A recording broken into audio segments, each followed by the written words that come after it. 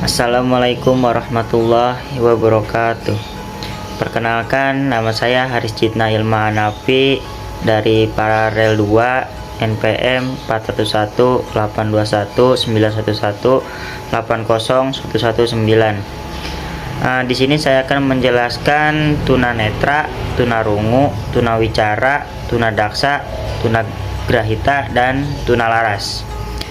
Yang pertama ada tunanetra. Tunanetra adalah istilah umum yang digunakan untuk kondisi seseorang yang mengalami gangguan atau hambatan dalam indera penglihatannya. Faktor penyebabnya ketunanetraan pada masa pranetral sangat erat hubungannya dengan masalah keturunan dan pertumbuhan seorang anak dalam kandungan, antara lain kerusakan pada mata atau saraf mata pada waktu persalinan hamil. Ibu menderita penyakit Ginorrhoea, penyakit mata lain yang menyebabkan ketunanetraan seperti trachoma dan akibat kecelakaan. Cara mengajar tunanetra ada 3 cara, yaitu metode ceramah, metode tanya jawab, dan metode diskusi. Olahraga untuk tunanetra sendiri yaitu PORTI yaitu Perkumpulan Olahraga Tunanetra Indonesia, kembali aktif untuk membina serta melahirkan atlet-atlet disabilitas, khususnya untuk tunanetra. PORTI ini merupakan wadah bagi penyandang disabilitas tunanetra agar disebabkan berolahraga layaknya orang normal. Nah, cabang olahraga untuk tunanetra yaitu diantaranya ada atletik, renang, tenis meja, catur, golbal, futsal, bowling, voli duduk, judo, dan angkat berat. Selanjutnya ada tunarungu atau yang disebut dengan tuli. Orang tuli adalah orang yang tidak memiliki kemampuan mendengar sebagai orang normal pada umumnya. Orang mempunyai cacat pendengaran yang belum parah masih bisa menggunakan alat bantu pendengaran sehingga bisa kembali mendengar dengan baik. Penyebab tunarungu disebabkan oleh mutasi genetik, keturunan dari orang tua, atau terpapar penyakit ketika masih dalam kandungan. Sedangkan tunarungu yang terjadi setelah lahir biasanya disebabkan oleh paparan suara keras dalam jangka panjang, usia, cedera, dan penyakit tertentu, misalnya infeksi. Nah, cara mengajar tunarungu yaitu ada 2 pendekatan memberikan pembelajaran anak tunarungu, yakni pendekatan komunikasi dan pendekatan pembelajaran bahasa. Nah, pembelajaran dengan pendekatan komunikasi dapat dilakukan dengan 3 cara, yaitu dengan cara verbal, nonverbal, dan gabungan dari verbal dan nonverbal. Nah, cabang olahraga tunarungu ini terdiri dari renang dan memanah. Dan yang ketiga, bisu atau tunawicara. Orang bisu adalah orang yang tidak bisa berbicara dengan orang lain Orang yang bisu biasanya disebabkan oleh masalah pendengaran sejak lahir yang tidak terdeteksi sehingga menyebabkan anak menjadi kesulitan untuk belajar berbicara dengan normal.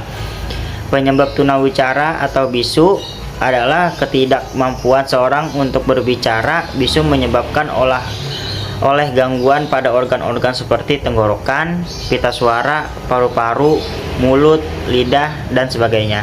Nah, cara mengajar tunawicara yaitu membaca ujaran melalui pendengaran dan dengan komunikasi manual, atau dengan kombinasi ketiga cara tersebut orang dapat memahami pembicaraan orang lain dengan membaca ujarannya melalui gerakan bibirnya. Nah, cabang olahraga tunawicara yaitu memanah.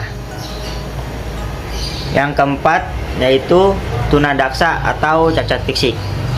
Orang yang tunadaksa adalah orang yang mengalami kecacatan fisik, cacatan tubuh, kelainan, kerusakan, dan lain sebagainya, yang diakibatkan oleh kerusakan otak, kerusakan syaraf tulang belakang, kecelakaan, cacat sejak lahir, dan lain sebagainya. Contoh yang paling mudah dari tunadaksa adalah orang yang tangannya buntung, kakinya buntung, lumpuh, kakinya kecil sebelah, dan lain sebagainya. Penyebab tunadaksa adalah dari polio, kecelakaan, keturunan, cacat sejak lahir, penyebab otot, peradangan otak, dan kelainan motorik yang disebabkan oleh kerusakan pada pusat saraf. Cara mengajar anak tunadaksa yaitu metode pengajaran yang dapat digunakan adalah metode ceramah dan diskusi berkelompok.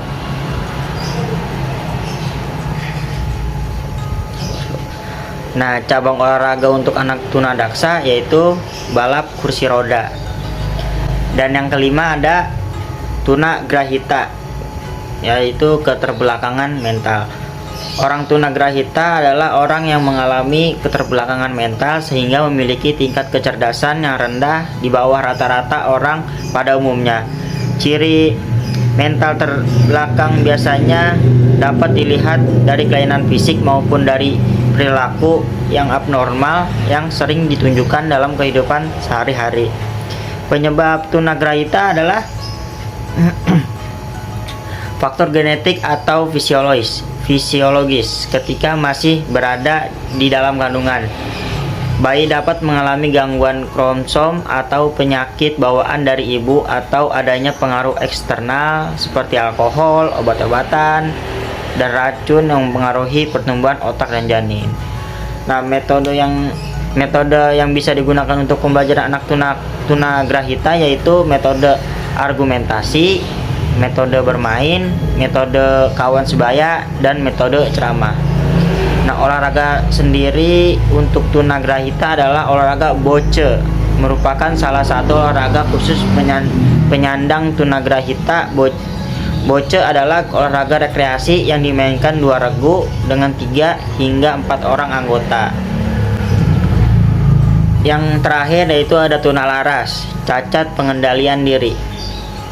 Orang yang tunalaras adalah orang yang memiliki kesulitan dalam pengendalian diri seperti masalah pengendalian emosi, sulit bergaul diri, kepercayaan diri rendah, senang berbuat jahat, malu tampil di depan umum, dan lain sebagainya. Nah, faktor penyebab ketunalarasan ini yaitu faktor tersebut yaitu keturunan genetik, neurologis, faktor biokimia, atau kombinasi dari faktor-faktor tersebut. Faktor biologi dapat terjadi ketika anak mengalami keadaan kurang gizi, mengidap penyakit psikotik, dan trauma atau disfungsi pada otak. Nah, metode pembelajaran yang beliau pakai untuk mengajar di kelas dengan metode konvensional yaitu berupa ceramah serta pemberian tugas. Olahraga untuk tunalaras yaitu berenang, berkuda, yoga, jogging, dan berlari. Itu saja yang bisa saya sampaikan dari 6 tuna, yaitu tuna netra, tunarungu, tunawicara, tunadaksa, dan tunalaras. Kurang lebihnya mohon maaf. Wassalamualaikum warahmatullahi wabarakatuh.